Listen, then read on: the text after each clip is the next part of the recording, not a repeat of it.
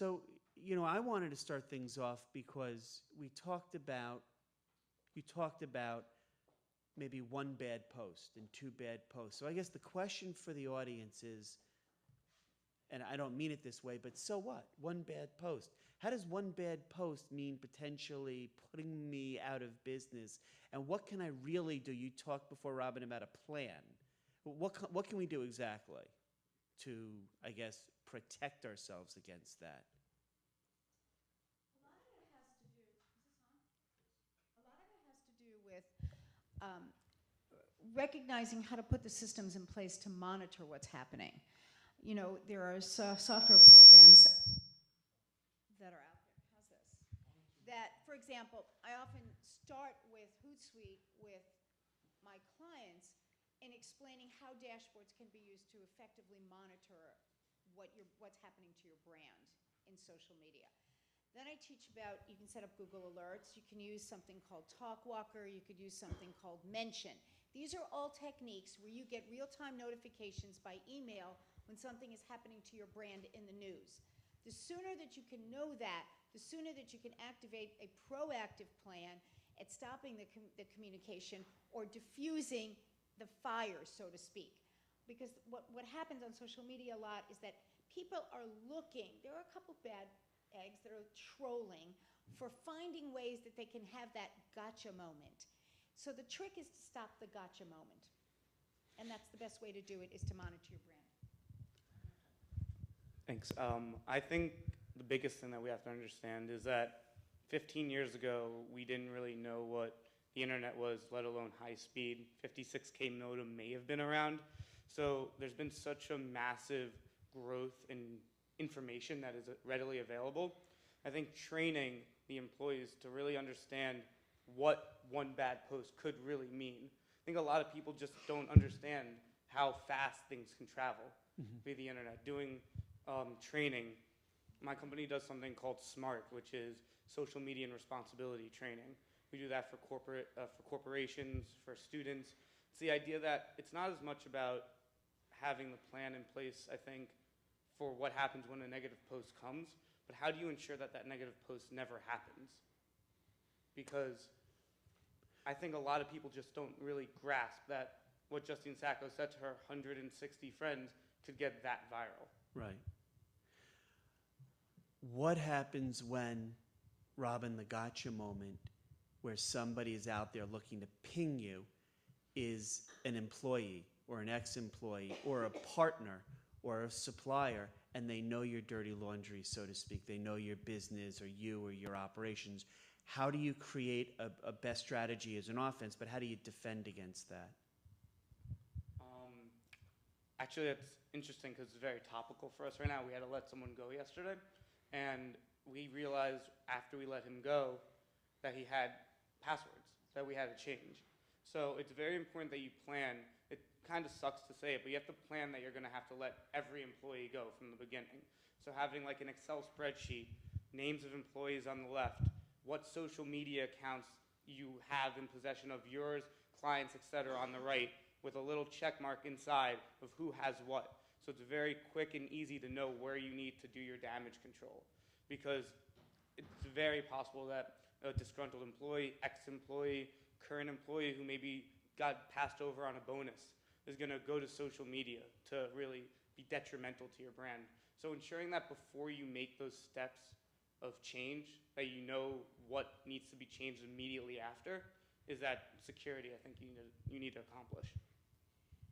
So the interesting thing about that, you know, I certainly agree with Matthew, is that one of the things that happens is that if you are a disgruntled employee or an unhappy customer and you start posting, your next employer is going to see it as well, and they're not going to want to hire you. And the next type of a company that may want to do business with you or a strategic partner sees that you're too active in complaining on Google or on Yelp, etc., then they may not want to do business with you. So what you do matters, what you say matters, and ultimately those complainers and those what we call errant employee behaviors are going to be stopped because they're not going to be hired someplace else. Don't forget, your HR department is very well trained at being able to find you on social media. And most of the time, when someone's upset, they don't bother to take precautions. They're doing it in their own name, with their own handles, and their own branding. And that will end up hurting them in the long run. So managing all of your many disparate accounts. So it's different if you just have a Facebook page, but let's say you have many different social media or several social media accounts. How do you manage them? You mentioned Hootsuite, but what are some of the tools out there, the social media management tools that are either no cost or very reasonably priced that some of these business owners can use tomorrow to start managing their online brand reputation? Well, actually, there are so many thousands of them that you need to, and the free ones only go so far. You can't, there are no free services that allow you to have more than 5 platforms that you're looking at. And often, an individual will take that up with their own social media platforms. So if they're managing it for clients, you need to pay for a subscription fee, because that's how all these cloud-based services make money. So all of them are going to have a fee. The question is, usually you need more than one. You need to have something to monitor your brand, such as a social mention. You need to have something to schedule posts, as well as study the analytics of links that you put out and how they're opened. So a lot of people use a couple of things. They may use a free service for a link shortener like a Bitly. Hootsuite has a link shortener built into it, and then they can manage the analytics behind it. They can look and see what of their content was open. Because the very interesting thing about social media is that only 10% of the people who participate actually click buttons that can be measured and monitored. The rest of the 90% are looking and watching and opening your links, but you need to know that, but you can't know that automatically. So you often merge 2 types of systems, a publishing system, a monitoring system. Then you add a link shortening system, because the link shortener within Hootsuite costs you more money to get the analytics reports. And then you have to also look at the traffic that you generate to either a landing page or a website through Google Analytics. So it's not an easy answer. It's a layered answer. I agree. Hootsuite is probably, I think, the premier. But if you're going to get the full package, the premium, it's $12,000 a year. It's a little high, because you're not going to be able to manage that. You're going to have to hire a company like mine or another social media company that knows how to use that to run it. So it gets very expensive. There's other ones like Sprout. Sprout is another great one. It's a lot cheaper, easier to handle. I think most small business owners could probably figure out how to run that themselves. But I think the understanding how a post impacts your fan base is really important. Facebook has great analytics. Twitter's, Instagrams aren't really that good. You need to get the analytics. Being able to create posts that are inherently engaging, open-ended questions only, help you monitor it mildly by seeing the likes, the comments, so on and so forth. There's creative ways to do it if you want to do it free, just on the actual platforms. You can schedule posts on Facebook.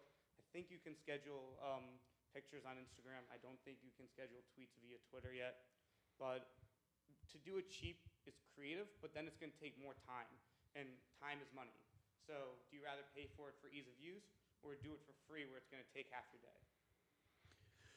Okay. The million-dollar question, at least in my mind, is you're managing, you're maintaining, you're diligent, you're going online every day, you're engaging. Somebody sends you one of those zingers. What are your recommendations for when not to respond? Are there ever, in your mind, any situations where you say, well, silence is golden? Usually no. Usually some sort of response. If you know it's a troll, don't antagonize it. What's a troll? Like a zinger. Like something that's like so completely outrageous that they're just trying to elicit a reaction out of you. Mm-hmm. But I would respond to that in like a very nice way. Sometimes they're so ridiculous that you should just let it be. People know that it's a joke. Like the JP Morgan stuff you showed. I mean, those were fans, right? Using that hashtag, or were they employees or former employees? No, they were mostly people who had been, something bad happened to them. They foreclosed on their property or something of that sort in a lot of cases. But like responding to those, I had an issue where Bank of America took a fee out of my account for absolutely no reason. And I went to Twitter and I was like, what is this? And their response was, please private message us. We had the entire conversation on Twitter behind closed doors. They resolved the issue, and they just asked very nicely, do you mind just going on Twitter to let everyone know that the issue is resolved? So that's a great tactic, where if there's something out there that you think is going to be maybe detrimental to the brand and it's an issue that is real, maybe fake, tell them to talk about it on like a private message platform. And then once it's resolved, ask them to go to the social media to fix it. Okay. Two instances, in the instance of abuse, abusive language, pornography, something that you see like that, or someone affixes a link to a bad site, a drug site, or something in that course, and each of the platforms now has a reporting mechanism built in where you can report an abuse, and that's the best way to handle it. You can report spam and you can report abuse. The other thing, it's interesting you brought up Bank of America. One of the examples I didn't have a time to show you was when a person who was really outraged about Bank of America foreclosing on their home took a chalk, and those sidewalk chalk, and they created a great nasty message outside of a Bank of America branch, took a picture of it and tweeted it. Bank of America they get thousands of tweets a day, many of them like your customer service issue. So they actually have an automated system in place to sort the posts and the tweets into different customer service buckets. And then what happened to that was that it was an outrageous picture saying, you know, Bank of America forecloses on innocent human beings, and it was a cartoon drawing. They took a picture of it, posted it, and what happened is it got put in the wrong bucket by the automated system. And Bank of America automated a tweet out saying, if you have a customer service issue, we'll be happy to solve it for you. Please call us at X. And that lit up against them as well. So be careful about automating too much. I'm going to defer now to the audience. Does anybody have any questions that they'd like? Oh, first one. I have a question. And then can we kind of pass along the microphone after we're done? Oh, I'm sorry. Microphone passer. I have a question. I used to write for a major brand and do their Facebook posts. I won't mention the brand, but it was a very well-known brand that everybody has in their kitchen. Okay. We did a post, which I created for Martin Luther King's birthday. Most of the, 99% of the responses were positive. There was one response which went on a rampage about why was it a holiday, we should be doing other things. I mean, like 4 or 5 lines of this. I'm just curious how you would have each of you would have handled something like that. I think first, you can't please everyone, right? There's gonna be times that Martin Luther King Day is kind of like a nationally recognized day, so it's not like outlandish that you posted something on Martin Luther King Day. When people do stuff like that, I think the best is like to respond with like something consoling, understanding of why they feel that way, but understanding that the community at large, in terms of the country, really believes that this is an important day in our history, and that they can have their thoughts, but you have yours, and if you have any other issues to just... It was racial. Oh, It was racial. It was like really bad. Oh, it was awful. I mean, they didn't use the N-word, but they were basically like putting down black people. I mean, it was awful. And their response was to leave it there. And I insisted they take it off because I felt that it was inappropriate to what the message was, celebrating his dream. May I jump in as a fellow member of the panel? Zero tolerance policy. Yeah. For stuff Zero tolerance policy. I would come down immediately in saying that our organization does not condone that type of behavior, attitude, and then say if your feelings are your own, then so be it. But they certainly don't reflect the organization, our culture, and our values, period. Guess what? They didn't want to get involved. They didn't want to make any. Mm-hmm. They didn't even want to... I would have taken it off at a bare minimum. I insisted, and they finally took it off because I was on the verge of quitting. Did any of the fans did anybody else sort of? Oh, people said this is terrible. Yeah, okay, so, Say well, something see, like that's that. one of the reasons that I think that the company came up with that idea. They knew they had enough positive responders to drown out the critic. A few, but most of the people just either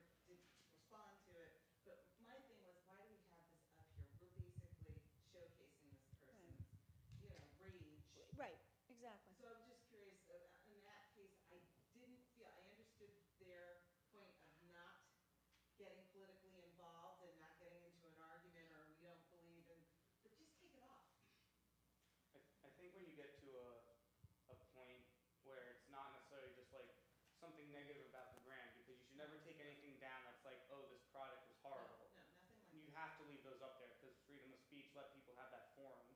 But when it crosses a line of like society, I think that those are instances where they need to be removed. Do we have I don't any think they additional can hear me. questions? Okay, so what I'd like to propose is a final question, and then Les will come back up and provide closing remarks. This one's a quick one. Thank you for your presentations. I liked the Southwest Airlines example and the employee on the plane that had gone down.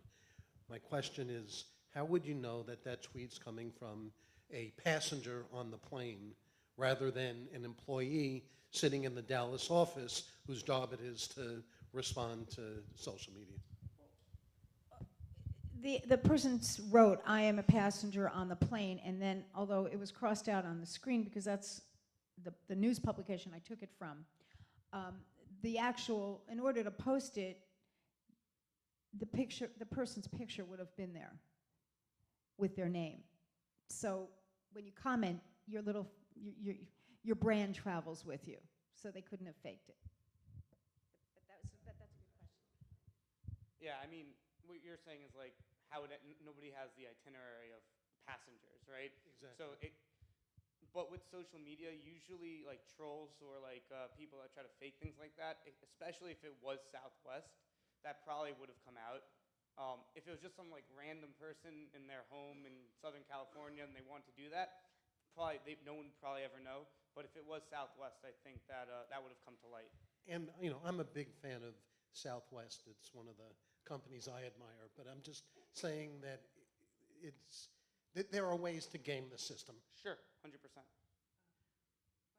also with the passengers saying, we're all okay, how do they know? It's nice that they're wanting to communicate that, but how do they know? And that's possibly getting out inaccurate information. So I would say when they say we're all okay, I'm just like kind of, I would say like assuming, but they mean that like no one died. Maybe there was injuries, but like they saw that nobody was like no one was dead. The plane wasn't horribly destroyed. That maybe there were a couple of injuries, but overall, when a plane crashes, most people think death, and they were just trying to communicate that all in all people are okay. but you know, the point being that whether they're in a position to volunteer that information, you know, with a degree of Right. knowledge. A person who volunteered it wasn't dead, so that's good. Actually, you're raising a bigger issue, and that's that in times of any tragedy, and this happens at this happened in the Boston bombing, this happened in a lot of circumstances. You have any number of bystanders who are live tweeting, and they often are saying they can be saying things that are inaccurate. They often are, and it's making the job of news organizations incredibly difficult because the news is coming to the outside world much faster than they can fact check it. And this occurs in every instance, and you're going to see it. So you can't always believe everything that gets tweeted at the beginning of a crisis is the best thing I can tell you.